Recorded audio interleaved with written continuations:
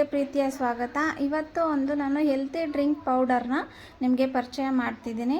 So ಹಾಗೆ calcium ಯುಕ್ತ powder, ಇದು ಹೋಮ್ ಮೇಡ್ ಪೌಡರು, ಮನೆಯಲ್ಲೇ ಯಾವ ರೀತಿ ಮಾಡ್ಬೋದು ಅಂತ ಹೇಳಿ ತೋರಿಸ್ಕೊಡ್ತಿದ್ದೀನಿ ಈ ವಿಡಿಯೋದಲ್ಲಿ. ಇದರಲ್ಲಿ ತುಂಬ ಅಂದರೆ ತುಂಬ ಕ್ಯಾಲ್ಶಿಯಂ ಇದೆ. ಹಾಗೆ ಡಯಟ್ ಮಾಡೋರು ಸಹ ಓನ್ಲಿ ಜಸ್ಟ್ ಮಕ್ಕನಸ್ ಅಷ್ಟೇ ಯೂಸ್ ಮಾಡ್ಬೋದು ಡಯಟ್ ಮಾಡೋರು. ಬಟ್ ಹೆಲ್ತಿ ಫುಡ್ಡು ತುಂಬ ಹೆಲ್ತಿಗೆ ತುಂಬ ಒಳ್ಳೆಯದು. ಸೊ ಹಾಗಾಗಿ ನಾನು ಎಲ್ಲರಿಗೂ ಹೆಲ್ತಿ ಆಗಿರೋದನ್ನೇ ತೊಗೋಬೇಕು ಅಂತೇಳಿ ಸಜೆಸ್ಟ್ ಮಾಡ್ತೇನೆ. ನಾವು ಎಷ್ಟು ಹೆಲ್ತಿ ಆಗಿರ್ತೀವೋ ಅಷ್ಟು ಸ್ಟ್ರಾಂಗಾಗಿ ಇರ್ತೀವಿ, ಹೌದಲ್ವಾ? ಸೊ ಹೆಲ್ತಿ ಫುಡ್ಡು ಆದಷ್ಟು ತೊಗೊಳ್ಳಿ. ನೋಡಿ, ನಾನಿಲ್ಲಿ ಡ್ರಿಂಕ್ ಮಾಡಲಿಕ್ಕೆ ಇದು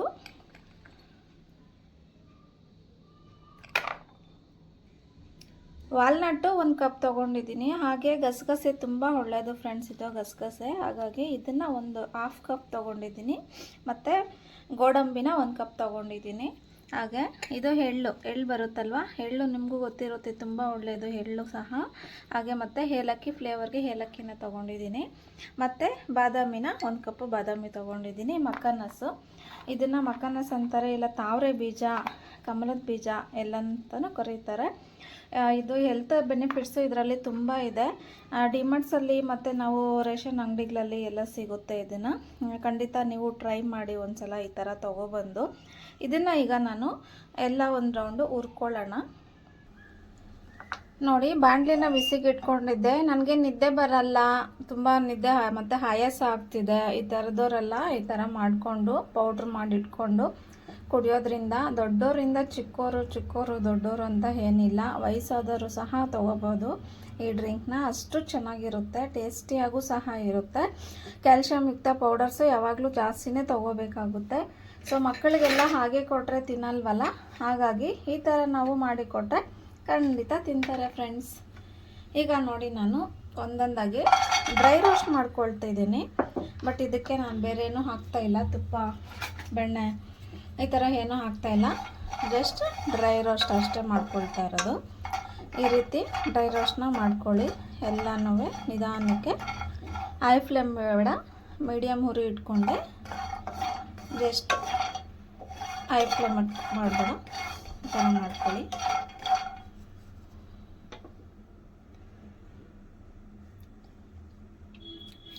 ಮಂಡಿ ನೋವು ಎಲ್ಲ ಇರುತ್ತೆ ಅಲ್ವಾ, ಸೊ ಅಂಥವರು ಸಹ ಇದನ್ನು ತೊಗೊಳೋದ್ರಿಂದ ತುಂಬ ಅಂದರೆ ತುಂಬ ಒಳ್ಳೆಯದು. ನೋಡಿ, ಇದರಲ್ಲಿ ಇನ್ನೂ ಬೇರೆ ಕಾಳೆಲ್ಲ ಮಿಕ್ಸ್ ಮಾಡ್ತಾರೆ. ನೀವು ಅದು ನಾನು ನೆಕ್ಸ್ಟ್ ಅದರ ವಿಡಿಯೋದೊಂದು ಮಾಡ್ತೇನೆ, ಕಾಳೆಲ್ಲ ಮಿಕ್ಸ್ ಮಾಡಿ. ಇದನ್ನು ಹಾಲಲ್ಲಿ ಹಾಕ್ಕೊಂಡು ಕುಡಿಯೋದ್ರಿಂದ ತುಂಬ ಅಂದರೆ ತುಂಬ ಒಳ್ಳೆಯದಿದೆ. ನಿಮಗೆ ಯಾರಿಗೆ ಈ ಥರ ಪೌಡ್ರ್ ಮಾಡಲಿಕ್ಕೆ ಬರಲ್ಲ ಕಮೆಂಟ್ ಮಾಡಿ ತಿಳಿಸಿ ನನಗೆ. ಸೊ ನೋಡಿ, ಈ ರೀತಿ ಡ್ರೈ ರೋಸ್ಟ್ ಮಾಡ್ಕೊಳ್ಳೋಣ. ಈಗ ನಾನು ಇದಕ್ಕೆ ಗಸಗಸೆನ ಸೇರಿಸ್ಕೊಳ್ತಾ ಇದ್ದೀನಿ. ಕೆಲವರು ಇದನ್ನು ಮಾರ್ನಿಂಗು ಉಂಡೆ ರೀತಿ ಮಾಡಿಕೊಂಡು ತಿಂತಾರೆ, ಖರ್ಜೂರ ಎಲ್ಲ ಹಾಕಿ. ಸೊ ಉಂಡೆ ರೀತಿ ಮಾಡೋದು ಬೇರೆ, ಪೌಡ್ರ್ ಮಾಡೋದು ಬೇರೆ. ನೋಡಿ, ಇದು ಬೇಗ ಫ್ರೈ ಆಗುತ್ತೆ. ಸೊ ಈಗ ಅದಕ್ಕೇ ಇದನ್ನು ಸೇರಿಸ್ಕೊಳ್ಳೋಣ. ಎಳ್ಳು ಅಷ್ಟೇ, ಎಳ್ಳು ಗೊತ್ತಲ್ವಾ, ಹೆಣ್ಮಕ್ಳಿಗೆ ತುಂಬ ಒಳ್ಳೆಯದು. ಪೀರಿಯಡ್ಸ್ ಟೈಮಲ್ಲಿ ಎಲ್ಲ ನಮಗೆ ಮಂಡಿ ನೋವು ಮತ್ತು ಕಾಲು ನೋವೆಲ್ಲ ಬರುತ್ತೆ, ಸ್ಟೊಮಕ್ ಪೈನ್ ಎಲ್ಲ ಬರ್ತಿರುತ್ತೆ. ಸೊ ಆ ಟೈಮಲ್ಲಿ ಈ ರೀತಿ ನಾವು ತಗೊಳ್ಬೇಕಾಗುತ್ತೆ. ಆದಷ್ಟು ಹೆಣ್ಮಕ್ಳಿಗೆ ಈ ರೀತಿ ಮಾಡಿಕೊಡಿ, ತುಂಬ ಒಳ್ಳೆಯದು. ನೋಡಿ, ಇದು ಆಗಿದೆ. ಈಗ ಇದನ್ನು ನಾನೀಗ ಸೈಡಿಗೆ ತೊಗೊಳ್ತೀನಿ. ನೋಡಿ, ಮಕ್ಕನಸ್ನ ನಾನಿಲ್ಲಿ 200 ಗ್ರಾಮ್ ಅಷ್ಟು ತೊಗೊಂಡಿದ್ದೀನಿ. ನಿಮಗೆ ಎಷ್ಟು ಬೇಕೋ ನೋಡಿಕೊಂಡು ಮಾಡ್ಕೊಳ್ಳಿ ನೀವು. ಇದು ಅಷ್ಟೇ ಡ್ರೈ ರೋಸ್ಟ್ ಮಾಡ್ಕೋಬೇಕು. ಮೈನ್ ಇದು ಒಂದನ್ನೇ ಹಾಗೆ ನಾವು ಒಗ್ಗರಣೆ ಮಾಡಿಕೊಂಡು ತಿಂತಾರೆ ಡಯಟ್ ಮಾಡುವಂಥವ್ರು. ಬಟ್ ನಾವಿಲ್ಲಿ ಡಯಟ್ಗೆ ಪ್ಲ್ಯಾನ್ ಮಾಡಿಲ್ಲ. ಸೊ ಹಾಗಾಗಿ ನಾವು ಇದನ್ನು ಪೌಷ್ಟಿಕವಾಗಿ ದಪ್ಪ ಆಗಲಿಕ್ಕೆ ತಿಂತಾ ಇರುವಂಥದ್ದು. ಸೊ ಹಾಗಾಗಿ ಇದನ್ನು ನೀಟಾಗಿ ಫ್ರೈ ಮಾಡ್ಕೊಳ್ಳೋಣ. ನಿಮಗೆ ಈ ಟೈಮಲ್ಲಿ ತುಪ್ಪ ಬೇಕಾದರೆ ಸೇರಿಸ್ಕೊಳ್ಳಿ. ಬಟ್ ನಾನು ಹಾಲಿಗೆ ಸೇರಿಸ್ಕೊಳ್ಳೋದ್ರಿಂದ ತುಪ್ಪ ಸೇರಿಸ್ತಾ ಇಲ್ಲ. ಉಂಡೆ ಮಾಡಿದರೆ ತುಪ್ಪ ಸೇರಿಸ್ತಿದ್ದೆ.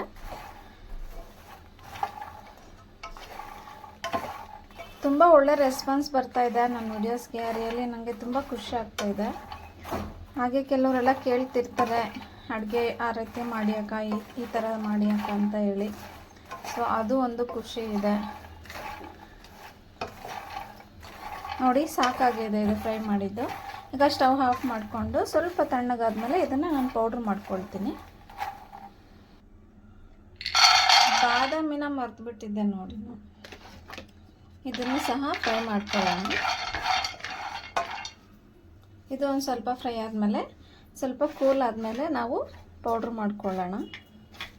ಇದಕ್ಕೆ ಇನ್ನು ನೀವು ಕಡಲೆ ಬೀಜ ಬರುತ್ತಲ್ವ, ಅದನ್ನು ಬೇಕಾದರೂ ನೀವು ಸೇರಿಸ್ಕೊಳ್ಬೋದು. ಹಾಗೆ ದ್ರಾಕ್ಷಿನೂ ಸಹ ಸೇರಿಸ್ಕೊಳ್ಬೋದು. ಕಡಲೆ ಬೀಜ, ಕಡಲೆ ಬೇಳೆ ಅಂತ ಹೇಳ್ತೀವಿ ನೋಡಿ, ಅದನ್ನು ಸಹ ಸೇರಿಸ್ಕೋಬೋದು. ಕಡಲೆಬೇಳೆ ಮತ್ತು ಗ್ಲೋ ಕೊಡುತ್ತೆ, ನಮಗೆ ಸ್ಕಿನ್ನು ತುಂಬ ಗ್ಲೋ ಕೊಡುತ್ತೆ. ಹಾಗಾಗಿ ನಾವು ಕಡಲೆಬೇಳೆನೂ ಸಹ ಸೇರಿಸ್ಕೊಳ್ಬೋದು. ನಾನು ಡ್ರೈ ಫ್ರೂಟ್ಸ್ ಮಾತ್ರ ಮಾಡ್ತಾಯಿದ್ದೀನಿ. ಬೇಳೆಕಾಳದ್ದೆಲ್ಲ ನೆಕ್ಸ್ಟ್ ಒಂದು ವಿಡಿಯೋ ಮಾಡೋಣ ಅಂತ ಹೇಳಿ ಬೇಳೆಕಾಳದಷ್ಟೇ ತೋರಿಸ್ತಿದ್ದೀನಿ. ನೋಡಿ ಆಗಿದೆ. ಈಗ ಸ್ಟವ್ ಆಫ್ ಮಾಡಿಕೊಂಡು ಎಲ್ಲನೂ ಪೌಡ್ರ್ ಮಾಡ್ಕೊಳ್ಳೋಣ.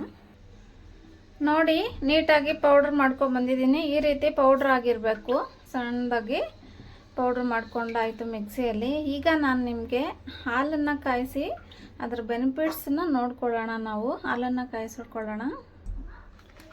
ಹಾಲನ್ನು ಕಾಯಿಸ್ಕೊಳ್ತಾ ಇದ್ದೀನಿ.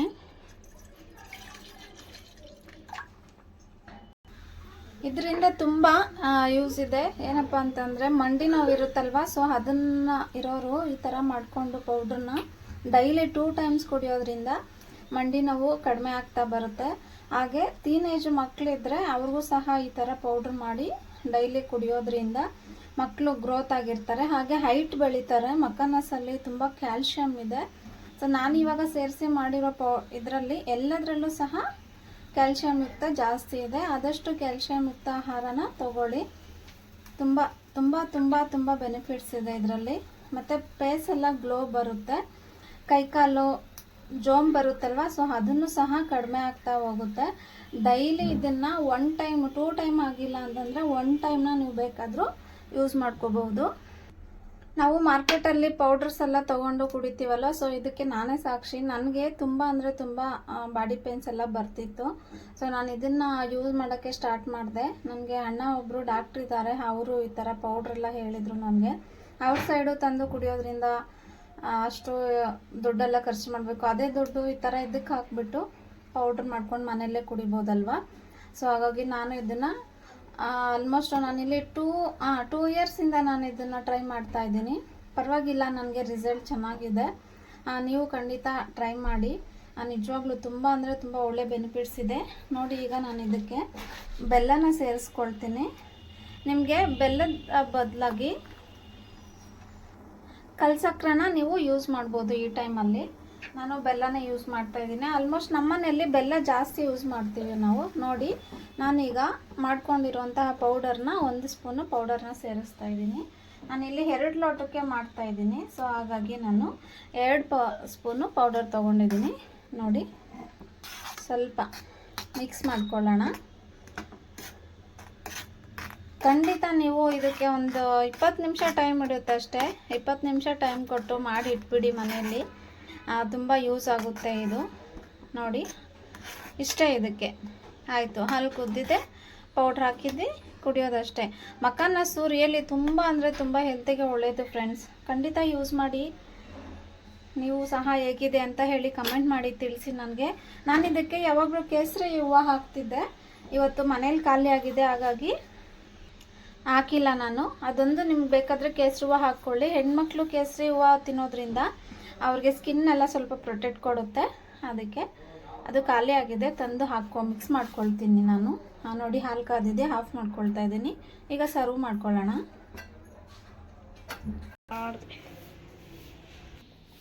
ನೋಡಿ ಬಿಸಿ ಬಿಸಿ ಹಾಲು ರೆಡಿ ಆಗಿದೆ. ಎಷ್ಟು ಚೆನ್ನಾಗಿದೆ ಗೊತ್ತಾ, ಟೇಸ್ಟಿಯಾಗಿ. ನೀವು ಒಂದ್ಸಲ ಟ್ರೈ ಮಾಡಿ ಪೌಡರ್ನ. ಇದನ್ನು ನಾವು ಸ್ಟೋರ್ ಮಾಡಿ ಇಟ್ಕೋಬೇಕು. ಗಾಜಿನ ಬೌಲ್ ಇದ್ದರೆ ಗಾಜಿನ ಬಟ್ಲಲ್ಲಿ ಹಾಕಿ ಇಟ್ಕೊಳ್ಳಿ ನೀವು. ನನಗೆ ಈ ಥರ ಮನೇಲಿ ಒಂದು ಇತ್ತು, ಸೊ ಅದಕ್ಕೆ ನಾನು ಸ್ಟೋರ್ ಮಾಡಿ ಇಟ್ಕೊಳ್ತಾ ಇದ್ದೀನಿ. ನೀವು ಈ ರೀತಿ ಮಾಡ್ಕೊಂಡು ಇಟ್ಕೊಂಡ್ರೆ ಒಂದು 2 ತಿಂಗಳು 1 ತಿಂಗಳಾದರೂ ಯೂಸ್ ಮಾಡ್ಕೊಳ್ಬೋದು. ಸೊ ನೋಡಿ ಈ ರೀತಿ ಎಲ್ಲ ಸ್ಟೋರ್ ಮಾಡಿ ನೀಟಾಗಿ ಒಂದು ಡಬ್ಬಿಗೆ. ನೋಡಿದ್ರಲ್ವಾ, ಈ ರೀತಿ ಸ್ಟೋರ್ ಮಾಡಿ ಒಂದು ಕ್ಯಾಪನ್ನು ಕ್ಲೋಸ್ ಮಾಡಿಬಿಟ್ಟು ಇಟ್ಬಿಟ್ರೆ ನಮಗೆ ಆ್ಯಪಲ್ ಎಲ್ಲ ತಿಂತೀವಲ್ಲ, ಸೊ ಅಷ್ಟೇ ಪುಷ್ಟಿ ಇದರಲ್ಲಿ ಇದೆ. ಖಂಡಿತ ನೀವು ಟ್ರೈ ಮಾಡಿ. ಇದನ್ನು ಇಷ್ಟ ಆಗಿದ್ದರೆ ಕಮೆಂಟ್ ಮಾಡಿ ತಿಳಿಸಿ ಹೇಗೆ ಬಂದಿದೆ ಅಂತ ಹೇಳಿ. ನೀವು ಟ್ರೈ ಮಾಡಿ. ಬಿಸಿ ಬಿಸಿ ಹಾಲು ಸಹ ರೆಡಿಯಾಗಿದೆ. Thank you so much friend. ನನ್ನ ವೀಡಿಯೋಸ್ಗೆ ಸಪೋರ್ಟ್ ಮಾಡಿ ಇಷ್ಟೆಲ್ಲ ನನಗೆ ಪ್ರೀತಿ ವಿಶ್ವಾಸ ಕೊಡ್ತಿದ್ದೀರಾ. ನಿಮ್ಮ ಎಲ್ಲರಿಗೂ ತುಂಬ ಹೃದಯದ ಧನ್ಯವಾದಗಳು. Thank you. ನೆಕ್ಸ್ಟ್ ವಿಡಿಯೋದಲ್ಲಿ ಮತ್ತೆ ಒಂದು ಹೊಸ ರೆಸಿಪಿ ಇಲ್ಲ ಹೊಸ ಟಿಪ್ಸ್ ಒಂದಿಗೆ ಬರ್ತೇನೆ. Thank you and bye. Take care.